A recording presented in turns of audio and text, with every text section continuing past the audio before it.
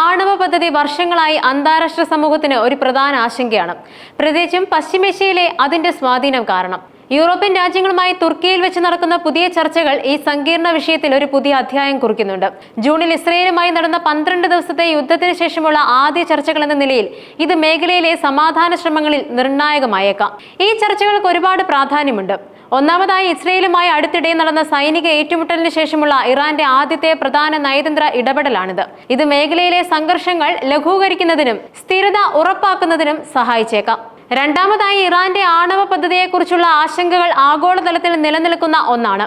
Iran ആണവായുധങ്ങൾ വികസിപ്പിക്കുന്നത് തടയുക എന്ന ലക്ഷ്യത്തോടെയാണ് ഈ ചർച്ചകൾ നടക്കുന്നത്. കൂടാതെ അമേരിക്ക ഇറാന്റെ ആണവ കേന്ദ്രങ്ങളിൽ നടത്തിയ ആക്രമണങ്ങളും ചർച്ചാ വിഷയമാണ്. ഇത് മേഖലയിലെ സുരക്ഷാ സാഹചര്യത്തെക്കുറിച്ചുള്ള ആശങ്കകൾ വർദ്ധിപ്പിക്കുന്നുണ്ട്. യൂറോപ്പിലെ E3 രാജ്യങ്ങളായ ബ്രിട്ടൻ, ഫ്രാൻസ്, ജർമ്മനി എന്നിവ ഈ ചർച്ചകളിൽ പ്രധാന പങ്ക് വഹിക്കുന്നുണ്ട്. യൂറോപ്യൻ യൂണിയന്റെ വിദേശ നയ മേധാവി കാജ കല്ലാസും ഇതിൽ പങ്കെടുക്കുന്നുണ്ട്. ഇത് രാജ്യങ്ങൾക്ക് JCPOA എന്ന ആണവ കരാറിൽ വലിയ പങ്കാളിത്തമുണ്ടായിരുന്നു. ഇറാനുമായുള്ള നയതന്ത്രപരമായ ബന്ധം നിലനിർത്താനും ആണവായുധങ്ങൾ ഉണ്ടാക്കുന്നതിൽ നിന്നും അവരെ പിന്തിരിപ്പിക്കാനും യൂറോപ്യൻ രാജ്യങ്ങൾ ശ്രമിക്കുന്നുണ്ട്.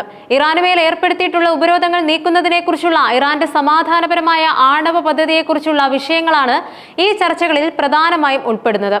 ഡെപ്യൂട്ടി മന്ത്രിതലത്തിലായിരിക്കും ഈ യോഗങ്ങൾ നടക്കുക. ഇത് പ്രശ്നപരിഹാരത്തിനുള്ള ഒരു ഉന്നതതല ശ്രമത്തെയാണ് സൂചിപ്പിക്കുന്നത്. 2015 രൂപം കൊടുത്ത ഒരു അന്താരാഷ്ട്ര കരാറാണ് joint comprehensive plan of action അഥവാ JCPOA എന്നത്. ഈ കരാറിന്റെ പ്രധാന ലക്ഷ്യം ഇറാൻ ആണവ പ്രവർത്തനങ്ങൾ പരിമിതപ്പെടുത്തുന്നതിന് പകരമായി ഉപരോധങ്ങളിൽ ഇളവ് നൽകുക എന്നതായിരുന്നു. കരാർ പ്രകാരം ഉപരോധങ്ങളിൽ ഇളവ് വരുത്തുന്നതിന് പകരമായി ഇറാൻ അതിന്റെ ആണവ പദ്ധതിയിൽ കർശന നിയന്ത്രണങ്ങൾക്ക് സമ്മതിച്ചു. ഇത് ഇറാന്റെ ആണവായുധ നിർമ്മാണ ശേഷിക്ക് ഒരു പരിധി നിശ്ചയിക്കുന്നതിനും ആണവ പരിശോധനകൾക്ക് വിധേയമാകുന്നതിനും കാരണമായി. എന്നാൽ 2018 അമേരിക്ക അതിൽ നിന്നും പിന്മാറുകയും ചില ഉപരോധങ്ങൾ വീണ്ടും ഏർപ്പെടുത്താൻ തുടങ്ങുകയും ചെയ്തതോടെയാണ് കരാർ തകരാൻ തുടങ്ങിയത്. അമേരിക്കയുടെ പിന്മാറ്റം ഇറാൻ മേൽ കടുത്ത സാമ്പത്തിക സമ്മർദ്ദം ചെലുത്തി. ഇത് ഇറാന്റെ സമ്പദ് വ്യവസ്ഥയെ കാര്യമായി ബാധിച്ചു. ഇതിന് പ്രതികരണം എന്നോണം ഇറാൻ JCPOAയിലെ ചില പ്രതിബദ്ധതകളിൽ നിന്ന് ഭാഗികമായി പിന്മാറാൻ തുടങ്ങി.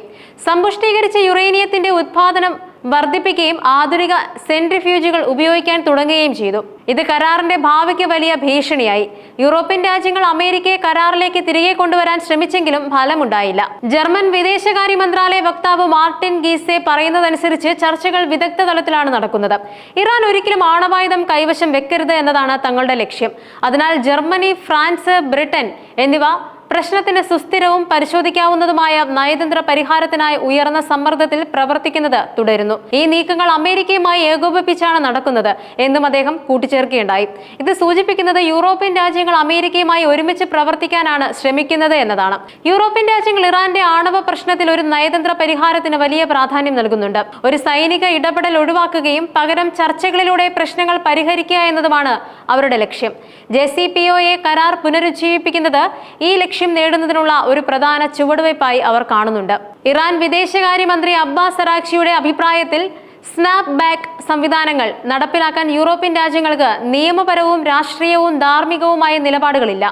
കരാറിലെ തങ്ങളുടെ പ്രതിബദ്ധതകൾ നിലനിർത്തുന്നതിൽ ബ്രിട്ടൻ, ഫ്രാൻസ്, ജർമ്മനി എന്നിവ പരാജയപ്പെട്ടുവെന്നും അദ്ദേഹം വാദിക്കുന്നുണ്ട്.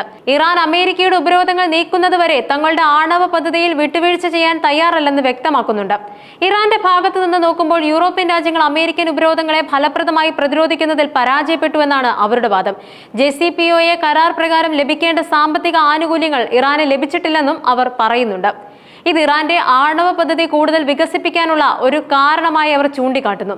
യൂറോപ്യൻ യൂണിയൻ ഇറാനുമായുള്ള വ്യാപാരം നിലനിർത്താൻ ശ്രമിച്ചെങ്കിലും അമേരിക്കയുടെ ഉപരോധ ഭീഷണി കാരണം പല യൂറോപ്യൻ കമ്പനികളും ഇറാനിൽ നിന്നും പിന്മാറാൻ നിർബന്ധിതരായി. ഈ ചർച്ചകൾ എത്രത്തോളം വിജയകരമാകുമെന്ന് കണ്ടറിയേണ്ടിയിരിക്കുന്നു. ഇരുപക്ഷവും തമ്മിലുള്ള അവിശ്വാസം ഇപ്പോഴും നിലനിൽക്കുന്നുണ്ട്. എന്നിരുന്നാലും ചർച്ചകൾ പുനരാരംഭിക്കുന്നത് ഒരു നല്ല സൂചനയാണ്. ഇത് നയതന്ത്രപരമായ ഒരു പരിഹാരത്തിനുള്ള സാധ്യതകൾ തുറന്നു തരുന്നുണ്ട്.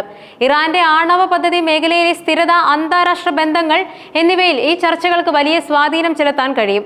ഒരു കരാറിലെത്താൻ സാധിച്ചാൽ അത് ഇറാന്റെ മേലുള്ള ഉപരോധങ്ങൾ നീക്കുന്നതിനും ഇറാന്റെ സമ്പദ് വ്യവസ്ഥയെ ശക്തിപ്പെടുത്തുന്നതിനും ആണവായുധ പ്രചരണം തടയുന്നതിനും സഹായിക്കും. എന്നാൽ ചർച്ചകൾ പരാജയപ്പെട്ടാൽ അത് കൂടുതൽ സംഘർഷങ്ങളിലേക്കും പ്രതിസന്ധികളിലേക്കും നയിച്ചേക്കാം. അന്താരാഷ്ട്ര സമൂഹം വളരെ ആകാംക്ഷയോടെയാണ് ഈ ചർച്ചകളെ ഉറ്റുനോക്കുന്നത്.